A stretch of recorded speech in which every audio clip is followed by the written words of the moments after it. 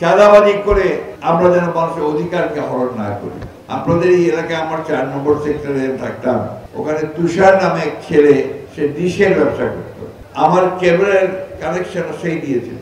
তো এই আপনার নতুন এমপি ইলেকশন হলো, আপনাদের বাই ইলেকশন, সেইখানে হওয়ার পরে একদিন সে আমার বাসায় এসে আমি বললাম, কি খবর, তোর ব্যবসা কেমন চলছে? তো বলেছে, ব্যবসা তো আমার নাই।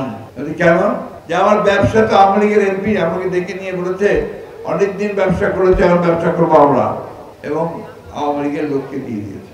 এই ঘটনার বিরুদ্ধেই, এইসব ব্যবস্থার বিরুদ্ধে কিন্তু আমাদের সংগ্রাম। কারণ আমরা যদি আবার ওইটা হয়ে যাই, তাহলে কিন্তু আপনি আওয়ামী লীগ হয়ে গেল। অর্থাৎ কোনো কিছু জোর করে দখল করে রাষ্ট্র চলবে নিয়মিত, সেখানে ন্যায় বিচার থাকবে, মানুষের মর্যাদাবোধ থাকবে, মূল্যবোধ থাকবে, একজন মানুষ আরেকজন মানুষের সম্মান করবে, তার সম্পত্তির নিরাপত্তা বিধান করতে হবে, জীবনের নিরাপত্তা বিধান করতে হবে। আওয়ামী লীগ কি করেছে? আওয়ামী লীগ ক্ষমতায় এসে সবকিছু দখল করে দিয়েছে, তাই না? আপনাদের এই এলাকায় আমার 4 নম্বর সেক্টরে থাকতাম, ওখানে তুষার নামে এক ছেলে, সে ডিশের ব্যবসা করত, আমার কেবলের কানেকশন সেই দিয়েছিল। তো এই আপনার নতুন এমপি ইলেকশন হলো, আপনাদের বাই ইলেকশন, সেইখানে হওয়ার পরে একদিন সে আমার বাসায় এসে আমি বললাম, কি খবর, তোর ব্যবসা কেমন চলছে? তো বলেছে, ব্যবসা তো আমার নাই। কেন? যে আমার ব্যবসা তো আওয়ামী লীগের এমপি আমাকে ডেকে নিয়ে বলেছে, অনেকদিন ব্যবসা করেছে, আমার ব্যবসা করবো আমরা, এবং আওয়ামী লীগের লোককে দিয়ে দিয়েছে। এই ঘটনার বিরুদ্ধেই, এইসব ব্যবস্থার বিরুদ্ধে কিন্তু আমাদের সংগ্রাম। কারণ আমরা যদি আবার ওইটা হয়ে যাই, তাহলে কিন্তু আপনি আওয়ামী লীগ হয়ে গেল।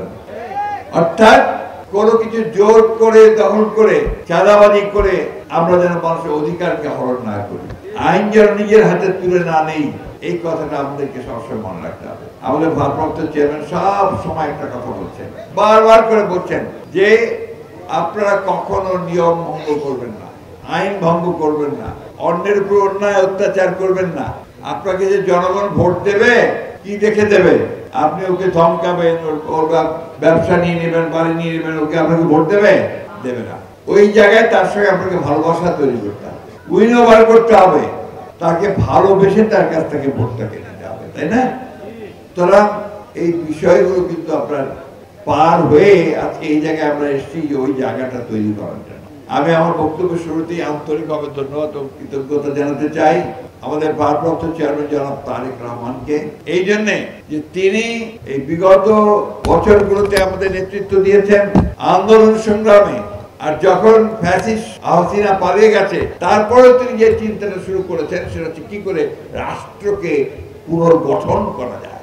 আর এটা ওইটা না, কাপড় ধোয়ার একটাই সলিউশন, চাকা অল ইন ওয়ান।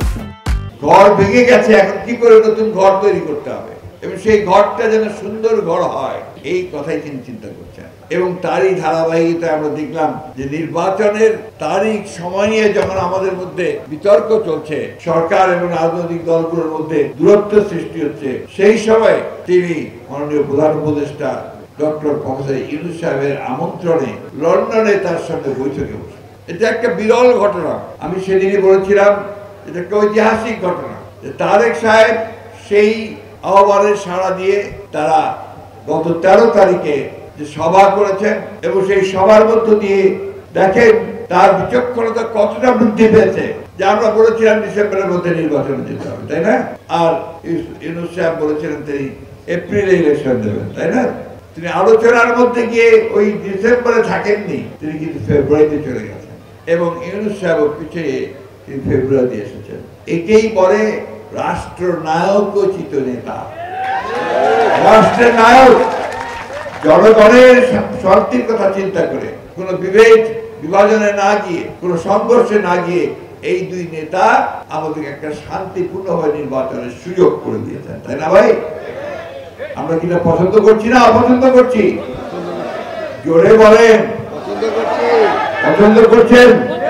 তাহলে তারেক রহমান সাহেবকে একটা ধন্যবাদ দেন, জোরে হাততালি দিয়ে। সেই সঙ্গে ইউনূস সাহেবকে একটা হাততালি দিয়ে ধন্যবাদ দেন। অনেকের পছন্দ হয় না।